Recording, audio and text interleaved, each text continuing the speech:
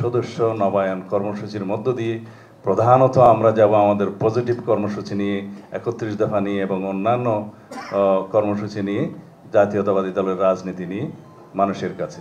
দ্বিতীয়ত, তাদের কাছে আমরা বলবো আওয়ামী লীগের বিরুদ্ধে যে শ্বেতপত্রটা প্রকাশিত হয়েছে সেটা আপনারা সবাই পড়ে যার যার মতো করে সেটা মানুষের সামনে দিবেন। তাইলে আমাদের প্লাস এবং ফেসিবাদের মাইনাস দিকটা আপনারা উন্মোচন করবেন। আর সামনের দিকে আমাদের দলে যাতে অনুপ্রাণিত হয়, বিশেষ করে এখানে যদি ছাত্রনেতৃবৃন্দ থাকে, আমি অনুরোধ করব যারা মেধাবী ছাত্র তাদেরকে দলের সদস্য হিসেবে নিয়ে আসার জন্য যথেষ্ট শ্রম দিবেন। আগামী দিনে তারাই আপনাদের দলের, সংসদের এবং রাজনীতির ধারক বাহক হবে।